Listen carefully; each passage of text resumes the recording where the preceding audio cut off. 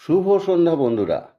আজ আবার আপনাদের সামনে উপস্থিত হলাম একটা নতুন কাহিনী নিয়ে। আচ্ছা, আপনারা জানেন কি শ্রীকৃষ্ণ তার সন্তান শাম্বকে অভিশাপ দিয়েছিলেন? আজ আমি আপনাদের সামনে উপস্থাপন করব শ্রীকৃষ্ণ কেন তার ছেলেকে অভিশাপ দিয়েছিলেন। শ্রীকৃষ্ণ হিন্দু ধর্মের অন্যতম প্রধান দেবতা এবং বিষ্ণুর অষ্টম অবতার। তাঁর জীবন ও কার্যাবলী অসংখ্য পুরাণ, মহাকাব্য এবং ধর্মীয় গ্রন্থে লিপিবদ্ধ রয়েছে। তবে শ্রীকৃষ্ণের জীবনে এমন অনেক ঘটনা আছে যা সাধারণ ভক্তদের জন্য রহস্যময় মনে হতে পারে। এর মধ্যে অন্যতম হল তাঁর নিজের পুত্রকে অভিশাপ দেওয়ার ঘটনা। কেন তিনি এমন করলেন, কি ছিল এর পিছনের কারণ, এর বিশদ কাহিনী আজ আমি আপনাদের সামনে উপস্থাপন করছি। শ্রীকৃষ্ণের অনেক পুত্র ছিল, তবে সবচেয়ে প্রসিদ্ধ ছিলেন শাম্ব। তিনি ছিলেন এক অসাধারণ যোদ্ধা, বলশালী এবং অত্যন্ত সুন্দর, কিন্তু তার স্বভাব নিয়ে কিছু বিতর্কিত তথ্য পাওয়া যায়, যা পরবর্তী ঘটনা প্রবাহে গুরুত্বপূর্ণ ভূমিকা পালন করেছিল। একবার শাম্ব তার ভ্রাতাদের সাথে নিয়ে মুনিদের তপবনে হাজির হন, মুনিদের সাথে পরিহাস করার অভিপ্রায় নিয়ে। সেখানে শাম্বকে একজন গর্ভবতী নারী সাজিয়ে মুনিদের সামনে উপস্থিত করা হয় এবং জানতে চাওয়া হয় এই নারী কি সন্তান প্রসব করবেন। মুনিরা তাদের প্রতারণা বুঝতে পেরে ক্ষুব্ধ হন এবং বলেন যে তিনি একটি লোহার গদা জন্ম দেবেন, যা যদুবংশ ধ্বংসের কারণ হবে। পরে এই ভবিষ্যৎবাণী সত্যি হয়। শাম্ব যখন সত্যি সত্যি সেই গদা জন্ম দেন, তখন যদুবংশের রাজারা ভয় পেয়ে সেটিকে গুঁড়িয়ে সমুদ্রে নিক্ষেপ করেন, কিন্তু সেটি একসময় আবার ফিরে আসে এবং যদুবংশ ধ্বংসের কারণ হয়ে দাঁড়ায়। এই ঘটনার কারণে যদুবংশের অভ্যন্তরে বিশৃঙ্খলা সৃষ্টি হয় এবং অবশেষে এক ভয়াবহ যুদ্ধ শুরু হয়, যেখানে যদুবংশের সদস্যরা একে অপরকে হত্যা করতে থাকে। শ্রীকৃষ্ণ নিজেই উপলব্ধি করেন যে তাঁর বংশের পতন অনিবার্য এবং এটি একটি মহাজাগতিক ন্যায় বিচারের অংশ। তাই তিনি নিজের পুত্রদের উপর অভিশাপ আরোপ করেন, যা তাদের ধ্বংসের দিকে ঠেলে দেয়। অভিশাপের কারণ কি? হিন্দু ধর্মের মতে যে কোনো অন্যায় কাজের শাস্তি অবশ্যম্ভাবী।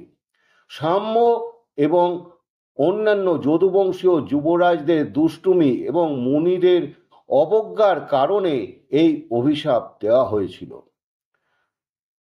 কর্মফল তত্ত্ব বলা হয় কেউই তার কর্মফলের ঊর্ধ্বে নয়, এমনকি দেবতাদের অবতারেরাও নন।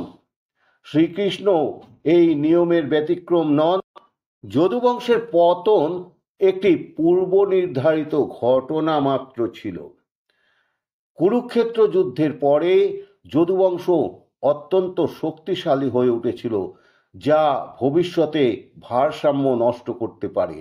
তাই মহাবিশ্বের ভারসাম্য রক্ষার জন্য এটি অত্যন্ত প্রয়োজনীয় হয়ে উঠেছিল।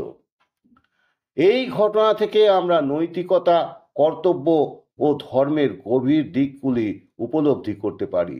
শ্রীকৃষ্ণ একাধারে ভগবান এবং এক রাজা, তাই তাকে অনেক কঠিন সিদ্ধান্ত নিতে হয়েছিল।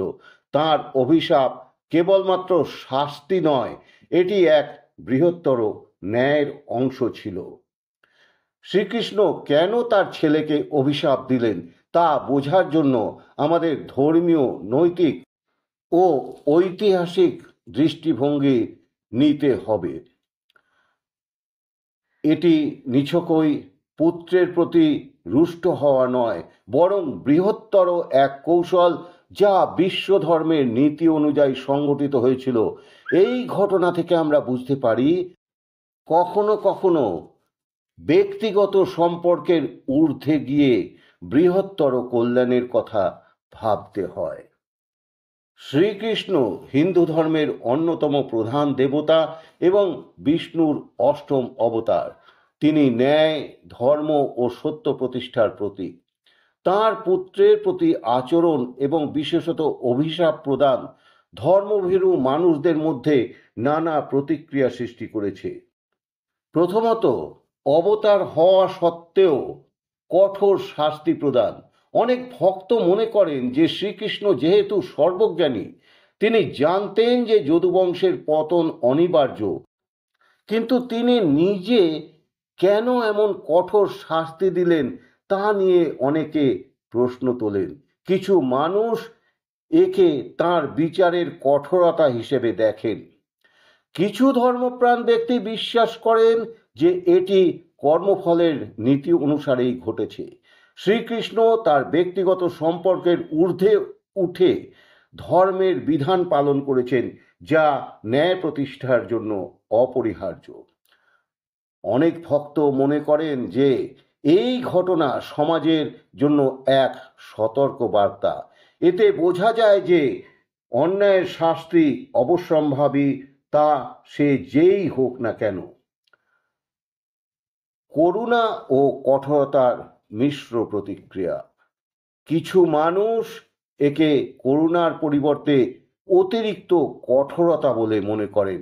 একজন পিতার জন্য এটা কতটা কঠিন সিদ্ধান্ত ছিল তা নিয়েও অনেকে ভাবেন।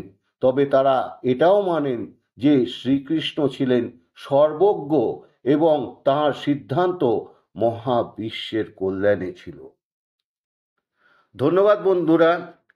পৌরাণিক কাহিনীর শ্রীকৃষ্ণ অধ্যায়ের এটি ছিল প্রথম পর্ব। আশা করি আমার এই উপস্থাপনা আপনাদের ভালো লেগেছে। যদি ভালো লেগে থাকে তাহলে আপনার সকল বন্ধুবান্ধব, আত্মীয় স্বজনদের মাঝে শেয়ার করে দেবেন। আর পরিশেষে বলি, আমার রবির কবিতাঙ্গন চ্যানেলটি আপনারা সাবস্ক্রাইব করে রেখে দেবেন, যাতে এই ধরনের নিত্য নতুন উপস্থাপনা আমি আপনাদের কাছে সবার আগে পৌঁছে দিতে পারি। ধন্যবাদ।